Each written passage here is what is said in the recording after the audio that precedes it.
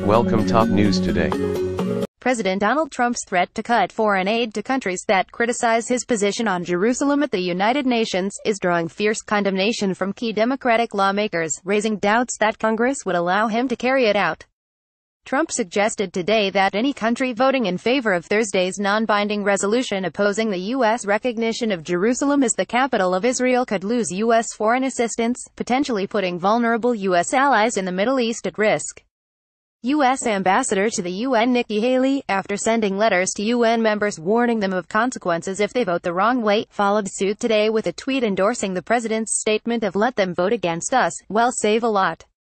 The effort by President Trump and Ambassador Haley to threaten nations who might dare to express disagreement in the United Nations is not a wise or sustainable tactic, and it will make cooperation more difficult in the future, said Rep. David Price, DNC, a member of the House panel overseeing foreign aid spending. Even members of Congress who support recognizing Jerusalem as Israel's capital have raised concerns about the administration's diplomatic approach.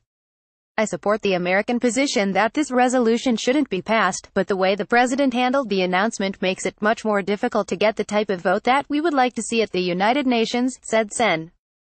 Ben Cardin, DMD, the top Democrat on the Senate Foreign Relations Committee.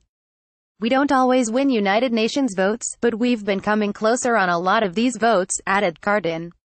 "I think the way the president handled the announcement will isolate Israel even more in the United States more." House Foreign Affairs Committee member Jerry Connolly, DVA, derided Trump's threats as reckless and short-sighted and a form of self-defeating bullying not usually successful in international relations. "All of our allies on the Security Council supported a similar resolution," Connolly told Al Monitor. "Shall we cut off all diplomatic relations and pull in the drawbridge while we're at it?" Similarly, Rep. Betty McCollum, DMINN, who sits on the House Appropriations Committee, accused Trump of recklessly upending the Middle East peace process.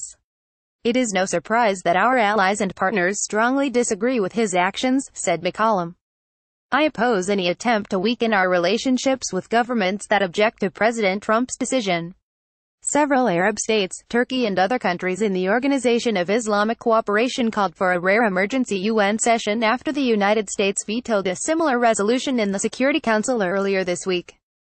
The United States ended up being outnumbered 141 on that vote, prompting Trump to threaten U.S. aid cuts. "We're watching those votes," Trump said during a cabinet meeting at the White House today.